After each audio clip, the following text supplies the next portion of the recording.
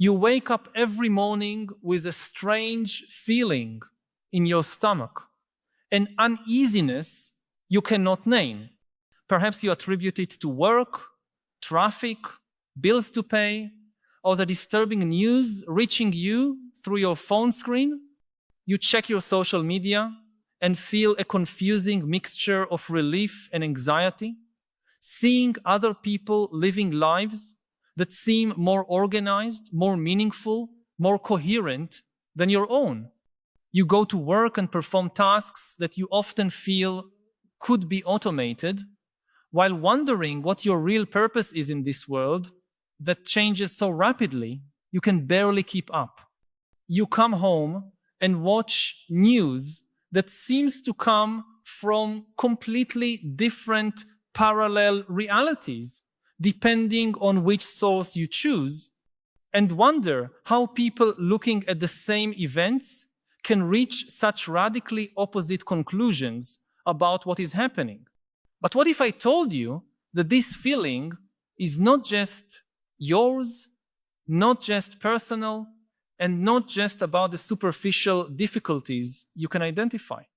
What if this uneasiness is actually your body and mind detecting something much deeper and more disturbing?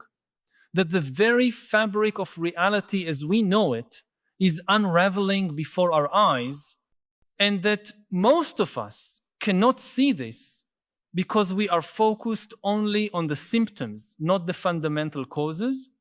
Imagine a person walking through a house that seems normal at first glance. The lights work, water runs from the faucets, the furniture is in its usual place, but this person is so focused on small details that they cannot see the bigger picture. The wallpaper is peeling because the walls are moving. The doors do not close properly because the foundation is giving way. The furniture seems out of place because the floor is no longer level. The support beams of the house are silently rotting, and the entire structure is heading toward inevitable collapse. This person might even notice that something is wrong. They might complain about the wallpaper, try to fix doors that won't close, rearrange the furniture. But because they are focused on symptoms rather than fundamental causes, all their efforts are futile. The house will collapse no matter how many times they paint the walls or change the locks. This is exactly the historical moment we are living in.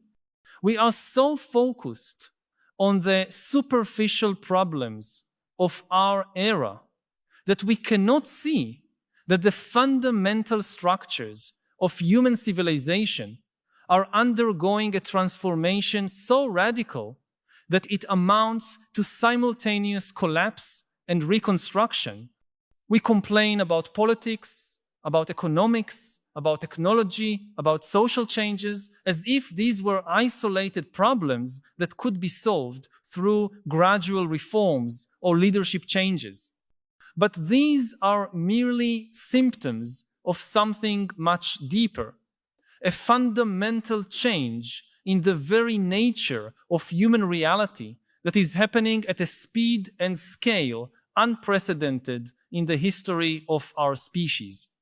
And today, we will explore together not only what is collapsing, but why our own human nature prevents us from seeing the full extent of this radical transformation, and what we can do to navigate consciously through this civilizational metamorphosis instead of being simply its passive victims. To truly understand what is happening to us at this historical moment, we first need to understand that every human civilization is built upon layers of shared fictions. These fictions are not malicious lies, but rather collective narratives that allow us to cooperate en masse and create social order.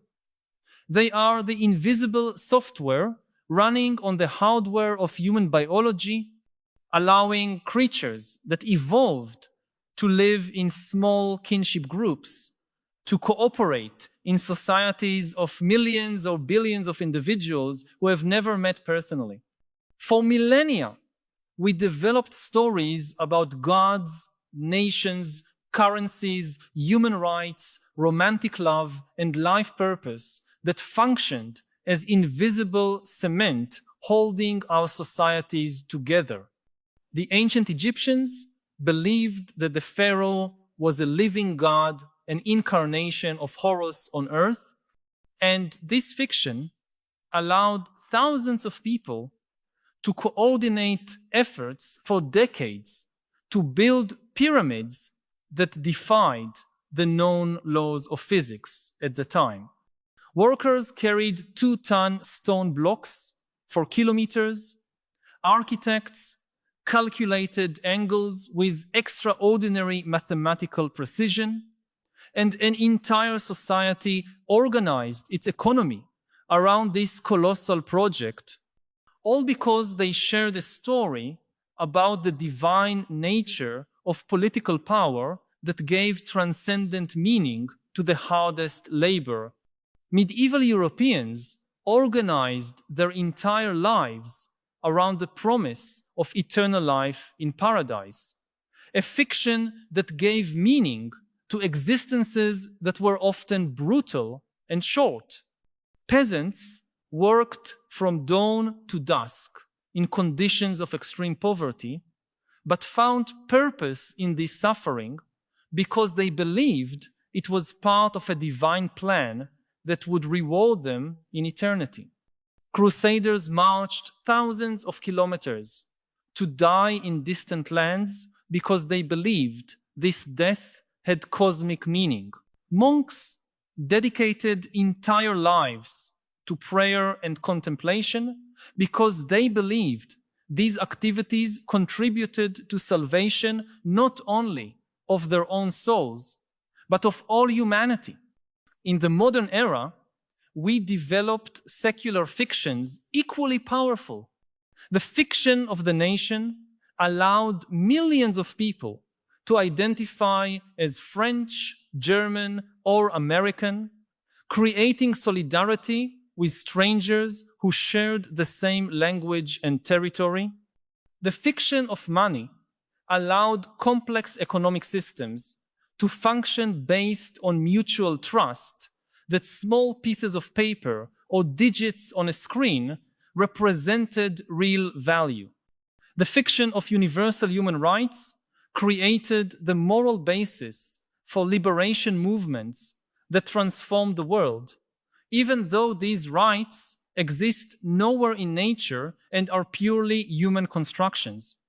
What we are witnessing today is not simply another political or technological change, but rather the simultaneous collapse of multiple fundamental fictions that structured human experience for centuries, and this is happening at unprecedented speed in human history.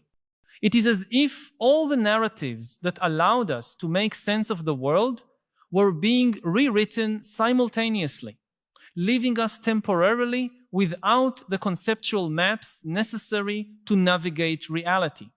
The first great fiction that is collapsing is that of the autonomous and rational individual.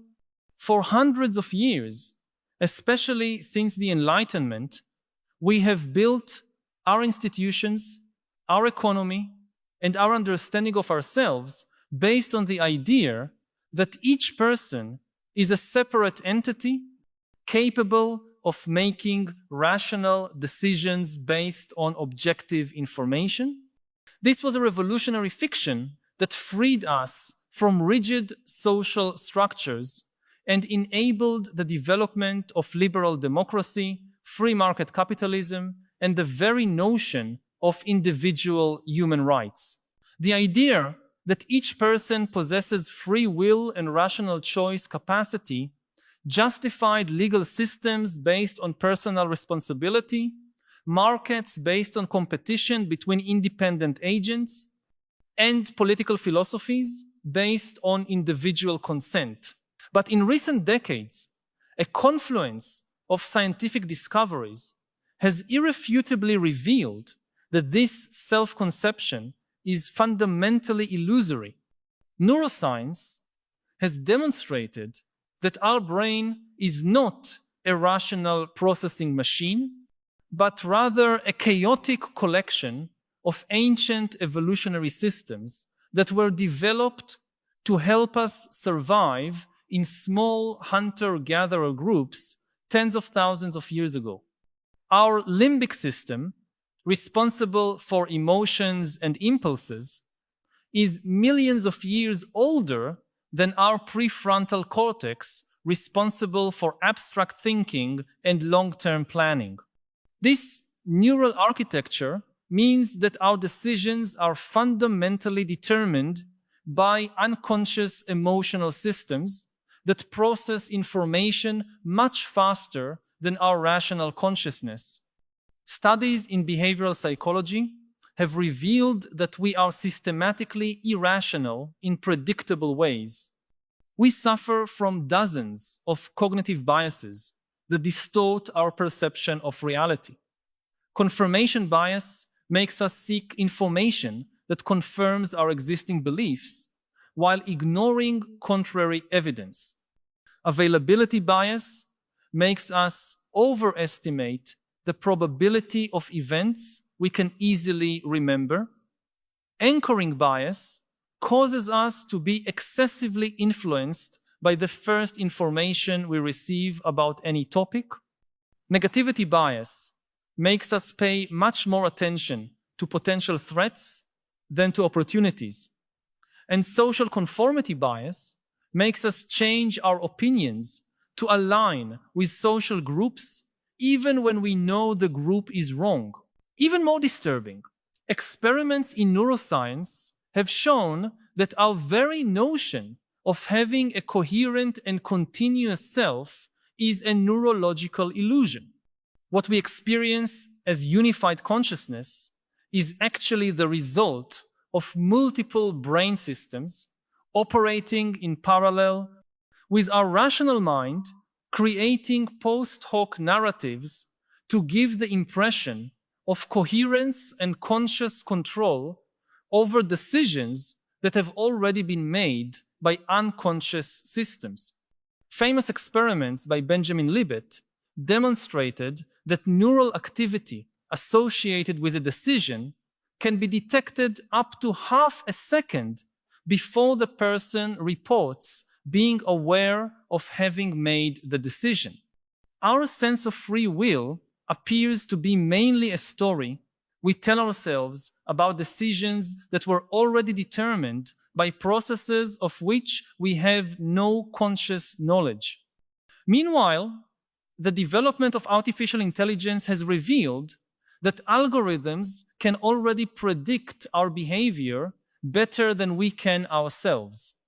YouTube recommendation systems can predict what type of video you will want to watch with more accuracy than you can anticipate your own preferences.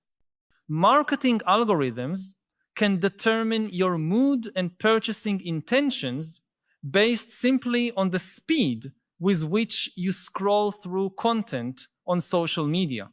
Fraud detection systems can identify suspicious behavior in financial transactions with superhuman accuracy.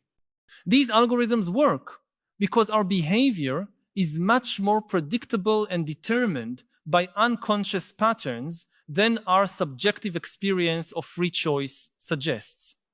Technology corporations use this knowledge about our fundamental irrationality to influence us in ways we do not even perceive.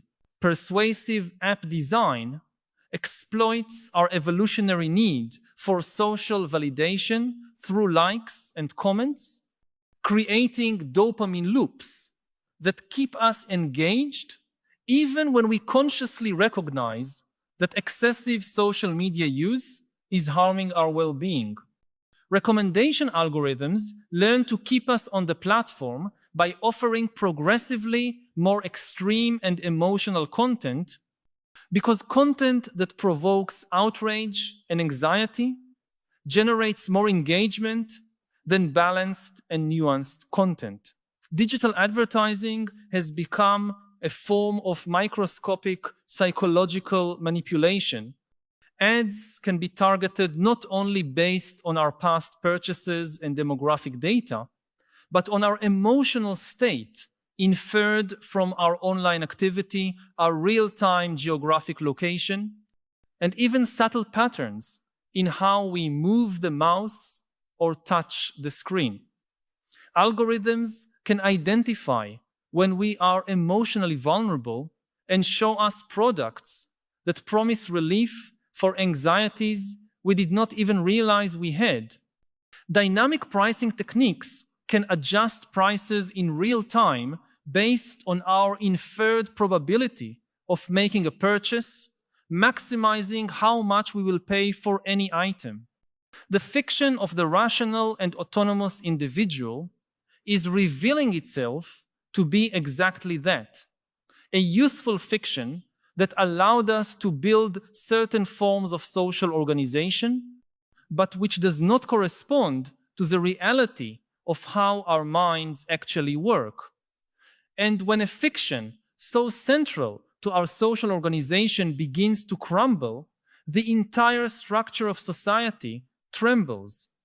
Our economy is based on the idea that consumers make rational choices based on personal preferences, but we discover that preferences can be manipulated through subtle psychological techniques.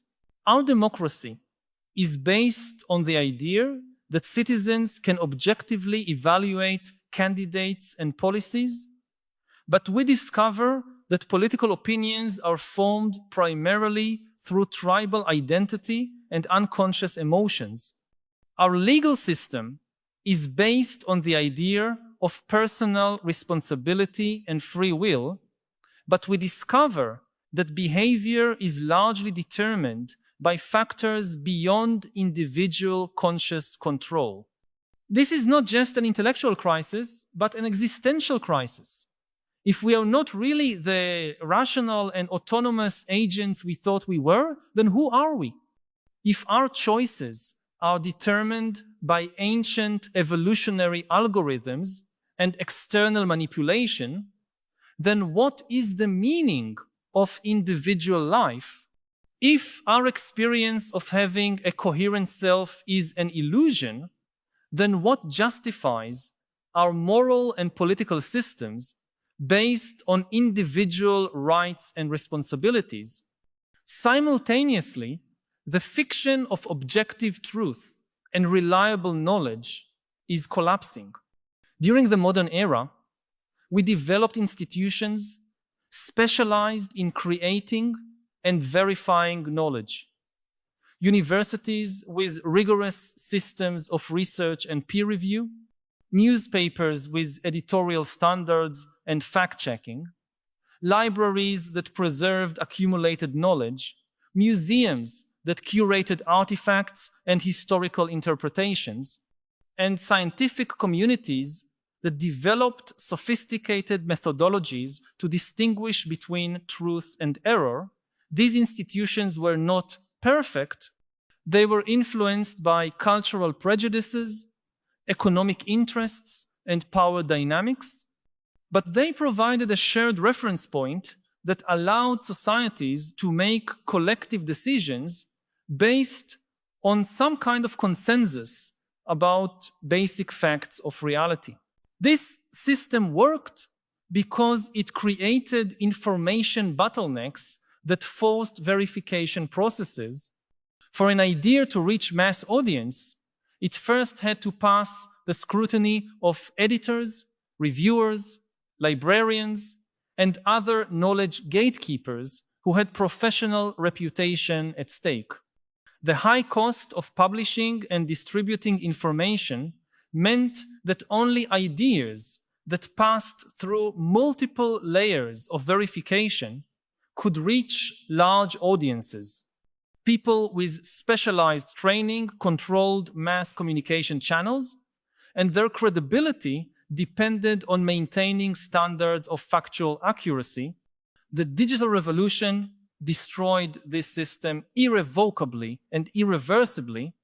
Today, anyone with a phone can publish information that reaches millions of people instantly without any verification process or accountability.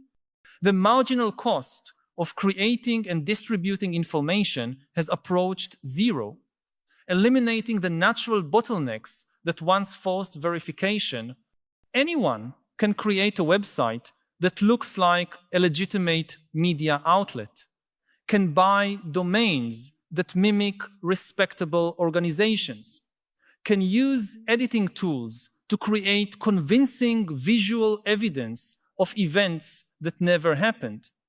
More fundamentally, social media algorithms amplify information not because it is true, but because it generates emotional engagement.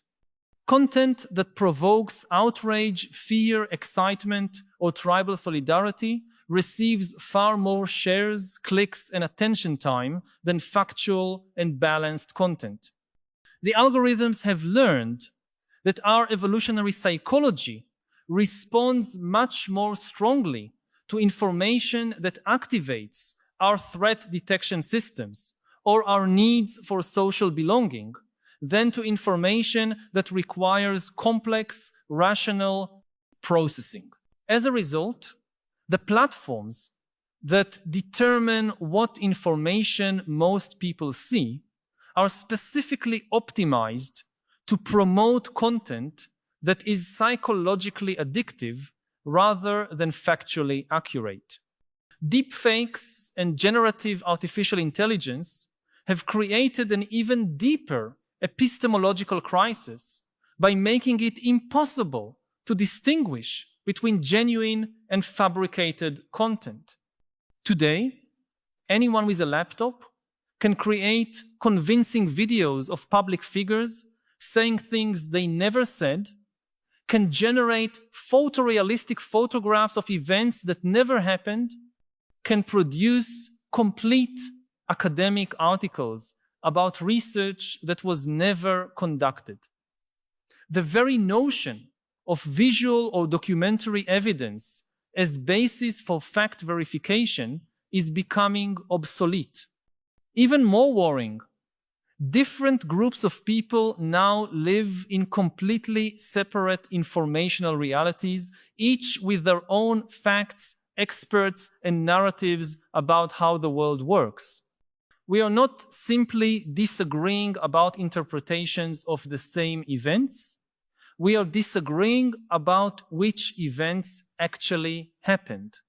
Some groups believe climate change is an existential threat based on overwhelming scientific consensus. Other groups believe climate change is an elaborate conspiracy to expand government control. Some groups believe vaccines are one of the greatest achievements of modern medicine. Other groups believe vaccines are a form of population control or non-consensual medical experimentation. Some groups believe certain elections were free and fair. Other groups believe they were systematically fraudulent. This is not simply a matter of political polarization, but rather the collapse of any shared epistemological foundation for collective decision-making. When a society loses the ability to agree on basic facts, it loses the ability to function as a coherent society. We cannot solve collective problems if we cannot even agree on which problems actually exist. We cannot make rational political decisions if different groups are operating with completely different sets of assumptions about reality. The phenomenon of digital echo chambers intensifies this fragmentation. Personalization algorithms ensure that each person sees mainly content that confirms their existing beliefs. If you believe in a particular conspiracy theory, the algorithm learns this and begins showing progressively more related content, creating the impression that this worldview is more common and well-founded than it really is. If you have particular political leanings, you will be directed to online communities where these leanings are intensified and radicalized through constant exposure to increasingly extreme versions of the same ideas. The result is that we have lost not only a single source of truth, but any shared methodology for determining truth. Science, journalism, formal education, and other traditional knowledge-creating institutions are viewed by a growing proportion of the population as just another source of opinion with particular biases, not as special methods for distinguishing between truth and error. The very idea of expertise is viewed with suspicion because anyone can find online someone with impressive credentials who confirms whatever belief they want to have validated. This epistemological crisis creates political and social paralysis. If we cannot agree on basic facts, how can we agree on solutions? If every information source is seen as potentially compromised, how can we make evidence-based collective decisions? If each group has its own experts and its own interpretation of data, how can we distinguish between policies based on solid knowledge and policies based on wishful thinking or particular interests? The third fundamental fiction that is disintegrating is that of transcendent meaning and purpose. Throughout most of human history, people found meaning for their lives through grand religious or ideological narratives that connected their daily actions to greater cosmic purposes. Working the land was not just agriculture. It was participating in the divine cycle of creation, collaborating with God in maintaining cosmic order. Fighting for your nation was not just organized violence. It was defending sacred values, protecting ancestral tradition, ensuring that future generations could live according to transcendent principles. Having children was not just biological reproduction.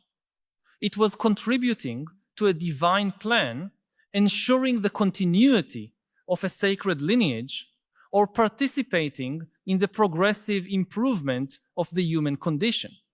These religious narratives worked because they connected each individual action, no matter how mundane, to a cosmic story about the ultimate meaning and destiny of existence.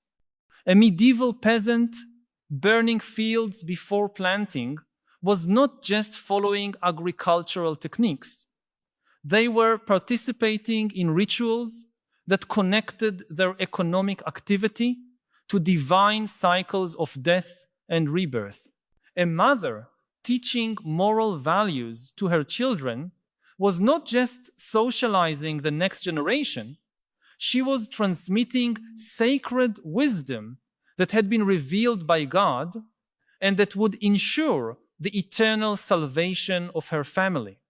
A soldier dying in battle was not simply losing his life. He was ensuring his place in paradise and defending the moral order of the universe against forces of evil. Modern secularism attempted to replace these religious narratives with other equally grand ones. Scientific progress that would eventually reveal all the mysteries of the universe and solve all human problems. Social justice that would eventually create a perfectly egalitarian society where all unnecessary suffering would be eliminated. Economic development that would eventually bring material prosperity to all humanity. And personal fulfillment through discovery and expression of unique individual personality. Each of these narratives promised that individual actions contributed to progressive improvements in the human condition that would eventually result in some form of terrestrial utopia. But these secular narratives are proving to be much more fragile than their religious predecessors. As we become more aware of the fundamental limitations of science, we begin to perceive that the idea that scientific research would eventually answer all important questions about existence was naive. We discovered that each scientific answer generates new questions, even more complex, that there are fundamental limits to what can be known through empirical methods, and that questions about meaning, purpose, and value cannot be answered through scientific investigation because they are normative questions, not factual ones. The pursuit of social justice has revealed inherent contradictions that seem unsolvable. We discovered that different groups have incompatible definitions of justice, that efforts to eliminate some forms of inequality often create new forms of inequality, that systems designed to maximize equality often reduce individual freedom, and that improvements in material living conditions do not automatically result in greater happiness or satisfaction. The very notion of linear moral progress is being questioned as we realize that apparently more advanced societies often face problems that simpler societies manage to avoid. The model of infinite economic development on a finite planet is revealing environmental costs that may be literally catastrophic for human civilization. Climate change, biodiversity loss, ocean pollution, and depletion of natural resources are forcing recognition that continuous economic growth may be incompatible with long-term survival of our species. The promise that technology would eventually solve all these problems is being questioned as we realize that many technological innovations create new problems as quickly as they solve old ones. The search for personal fulfillment through individual expression and career development is also revealing fundamental limitations. In an economy where most jobs can eventually be automated, the idea of finding purpose through professional career seems increasingly illusory. In a culture where individual identity is constantly performed and validated through social media, the search for authenticity becomes a form of theater where even private moments are staged for public consumption. In a society where there are infinite possibilities for experience and expression, the paradox of choice creates paralyzing anxiety instead of empowering liberation. Simultaneously, the speed of technological change has made it impossible to build stable identities based on career, community, or even lasting relationships. Professions that existed for centuries are disappearing in decades. Geographic communities are being dispersed by economic and social mobility. Romantic relationships are mediated by applications that gamify love and create unrealistic expectations about perfect compatibility. Families are geographically separated and communicate mainly through technology. The social structures that traditionally provided identity stability are all in constant flux. The result is a generalized existential crisis that manifests as epidemics of anxiety, depression, addiction, and a desperate search for meaning through compulsive consumption, constant entertainment, or adherence to extreme ideologies that promise certainty in a world of fundamental uncertainty. Young people report unprecedented levels of anxiety about the future, not only because they face economic challenges, but because they cannot imagine what kind of life is worth living when all traditional categories of meaning seem inadequate or suspect. This meaning crisis is exacerbated by the global and accelerated nature of contemporary communication. Previously, people compared their lives mainly with members of their local communities and previous family generations.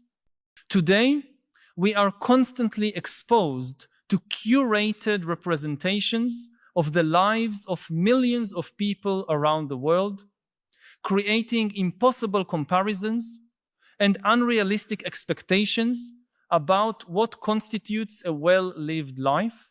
Social media amplifies the sense of personal inadequacy by showing us highlight reel versions of other people's lives while we experience our own existence with all its mundane moments and internal difficulties.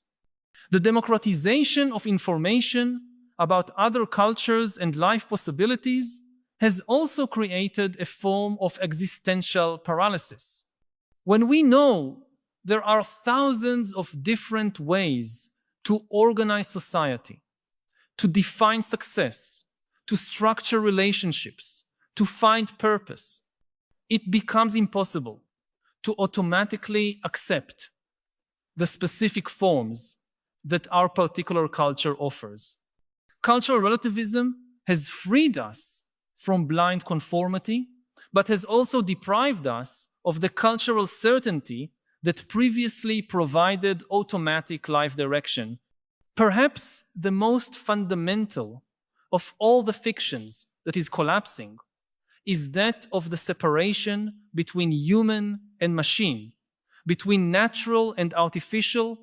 This distinction organized our entire understanding of ourselves and our place in the world during the industrial era.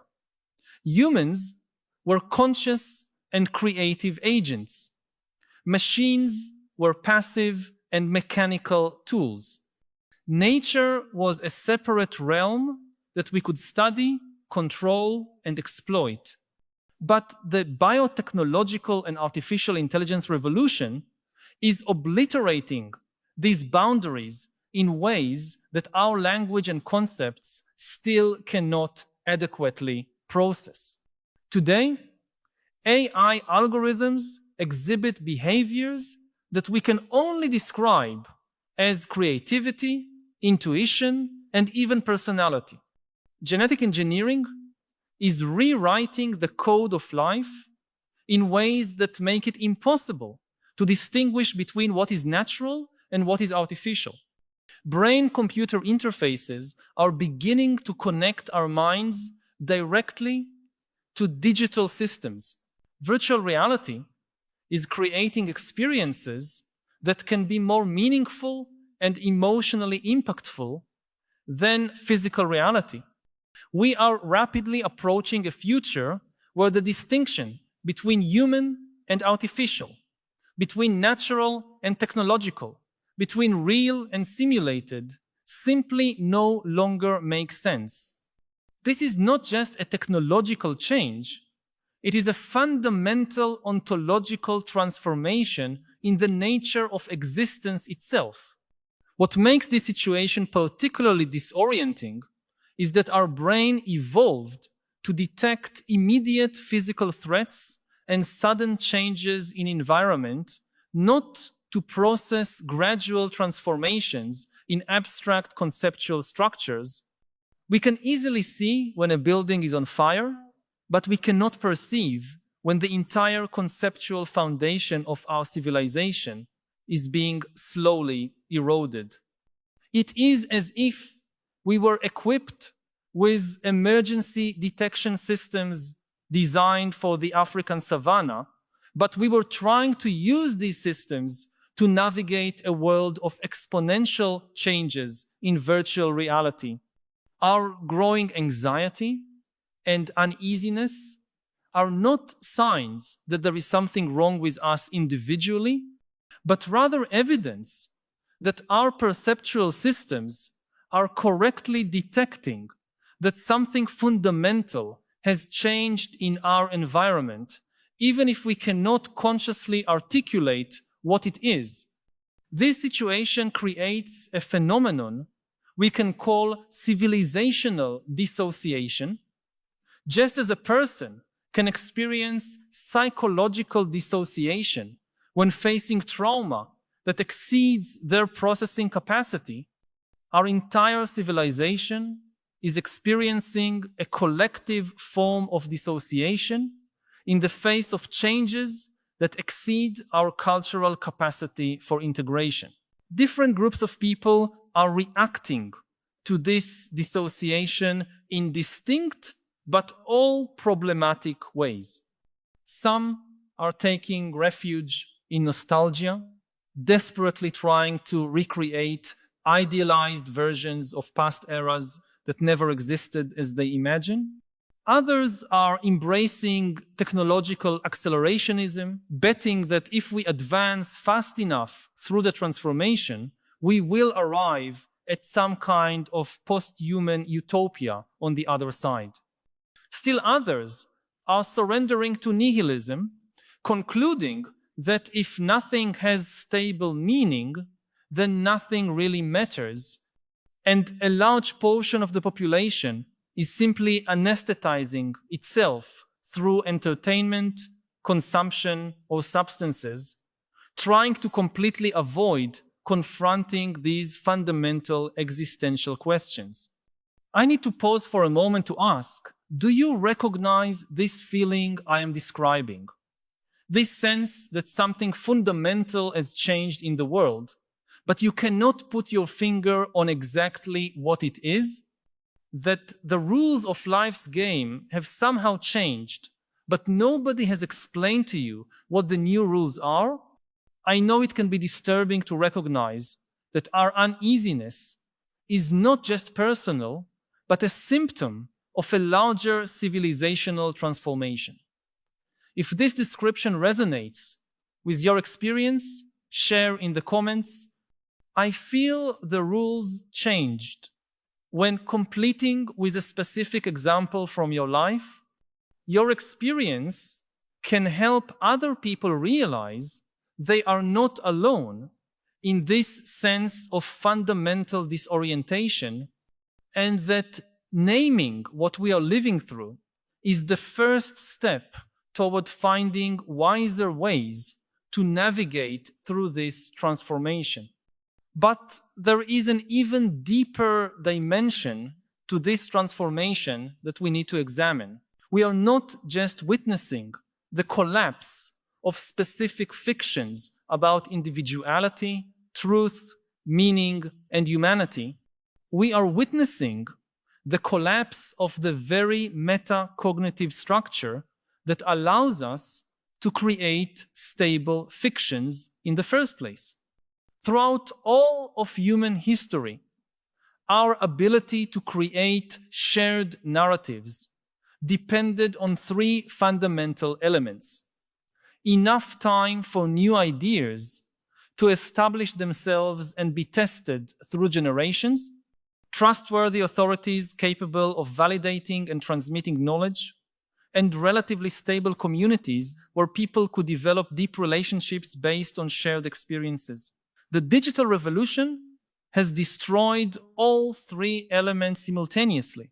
The exponential acceleration of technological change means that new realities emerge faster than we can develop conceptual structures to understand them. We try to understand artificial intelligence using concepts developed for mechanical machines. We try to regulate biotechnology using legal frameworks developed for questions of physical property. We try to navigate social networks using intuitions about human relationships developed for small and stable groups. It is like trying to drive a Formula One car using techniques developed for riding a horse. The speed of change has exceeded our speed of conceptual adaptation, leaving us constantly trying to understand the present using categories from the past that no longer apply. Simultaneously, the democratization of authority through the internet has destroyed traditional mechanisms of knowledge validation. This has positive aspects. Previously marginalized voices can now be heard, and important information can no longer be suppressed by corrupt elites. But it has also created a fundamental epistemological crisis. When anyone can present themselves as an expert in any subject, and algorithms amplify voices based on emotional engagement rather than real expertise, we lose any reliable process for distinguishing between valid knowledge and irresponsible speculation. The result is not only confusion about specific facts, but a deeper erosion of the very idea that there can be such a thing as valid expertise.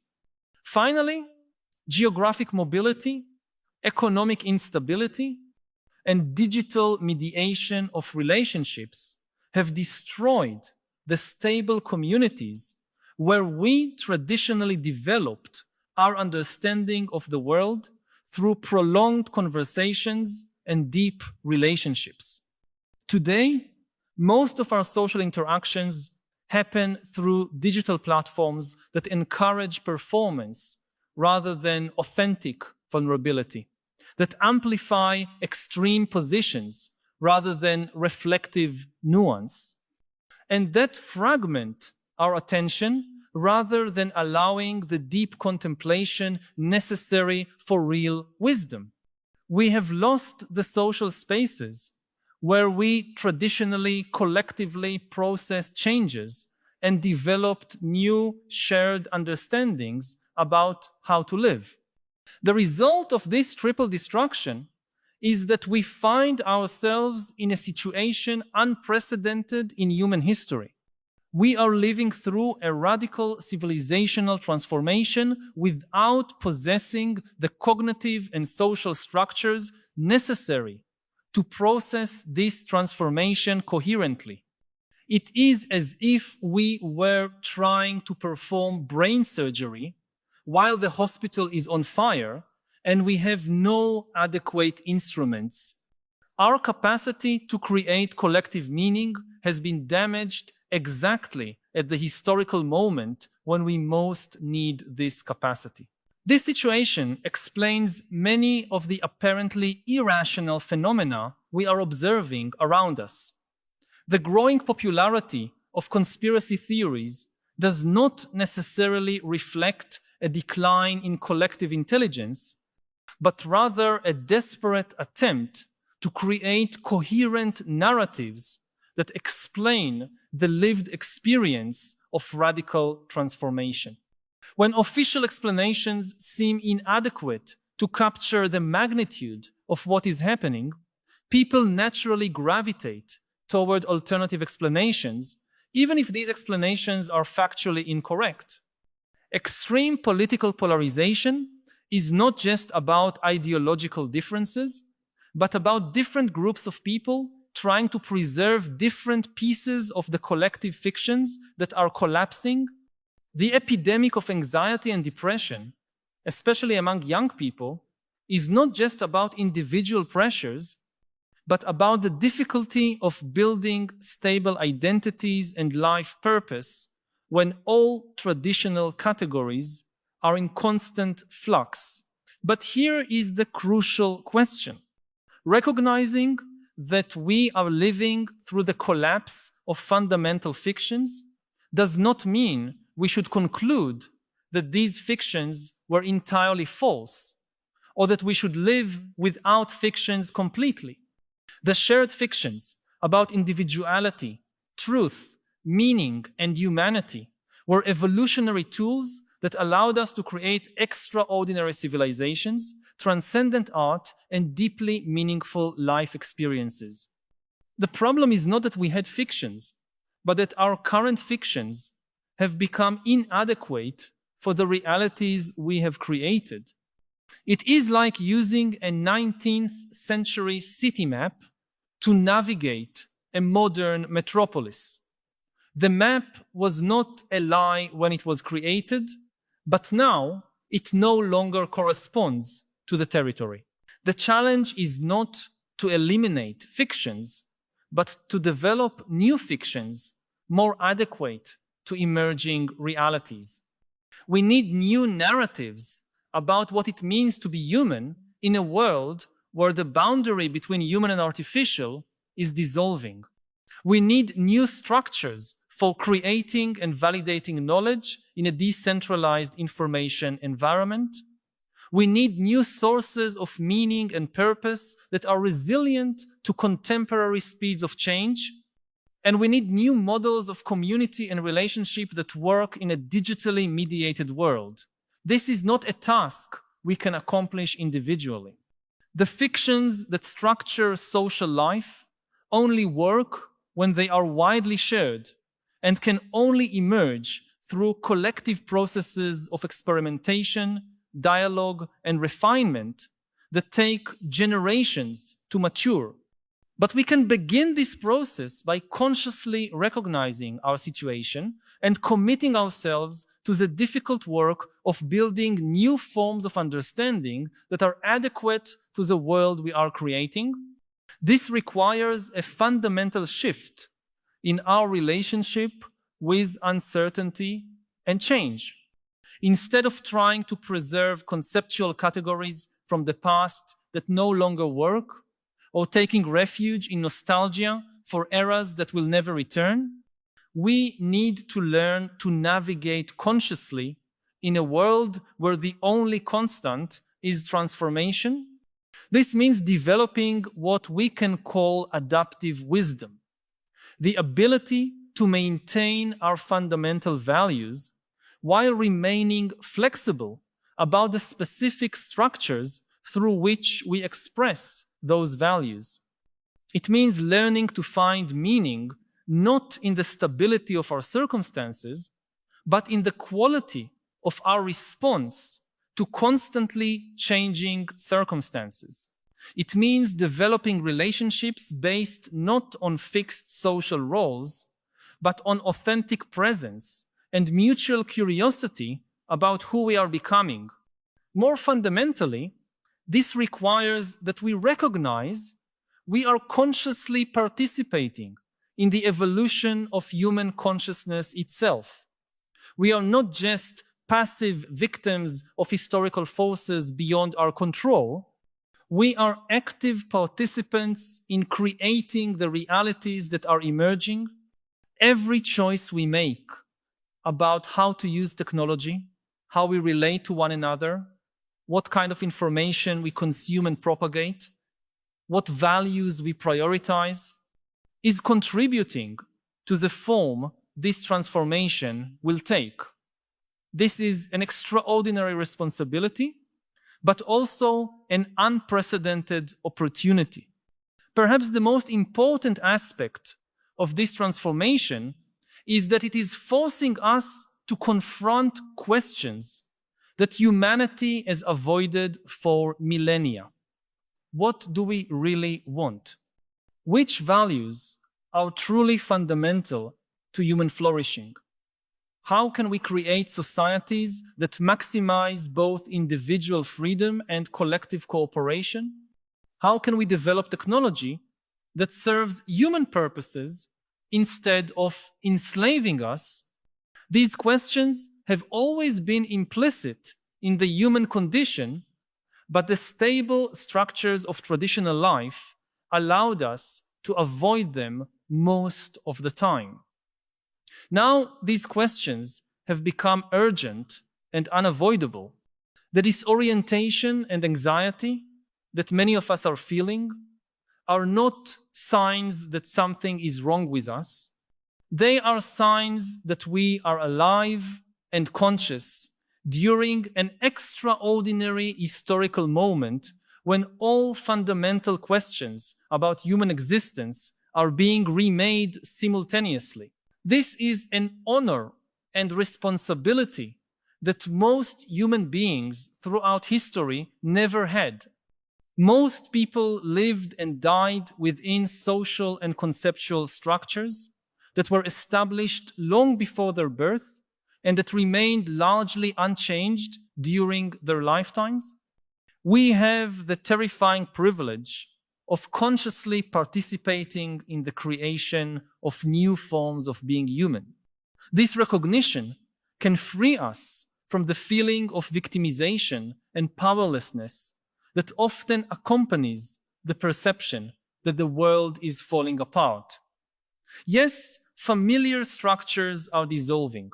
Yes, this creates uncertainty and discomfort, but it also creates possibilities.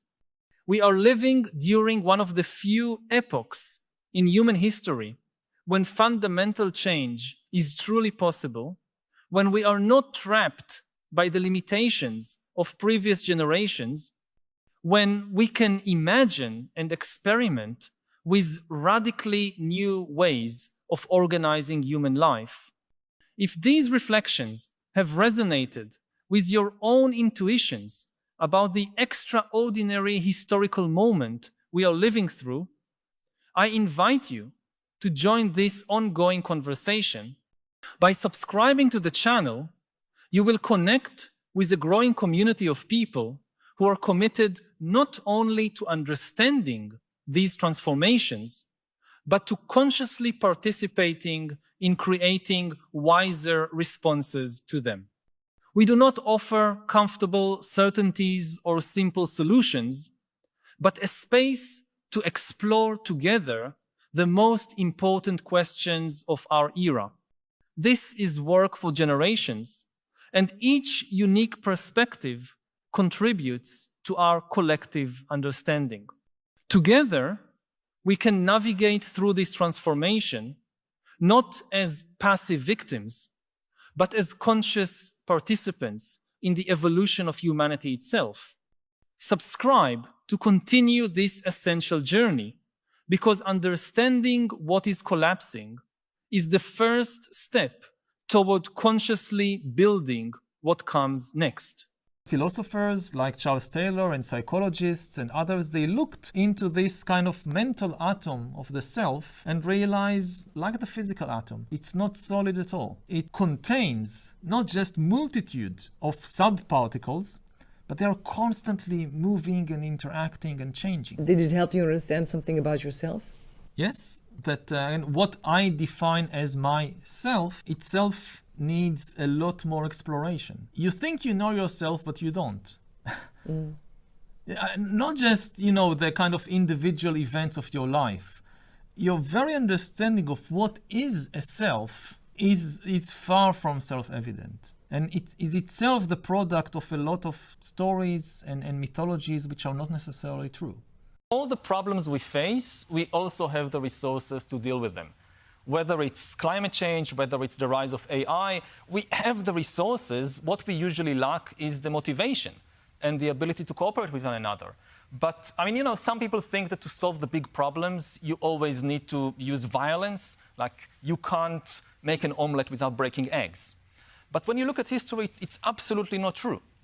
You think, for instance, about the feminist revolution. After thousands of years of a huge injustice, feminism made a huge change in the social structure of humanity without starting any wars, without assassinating anybody, no guillotines in City Square. So that's one of the hopeful examples of how people can, just by changing the story, also change the world. The idea that stories...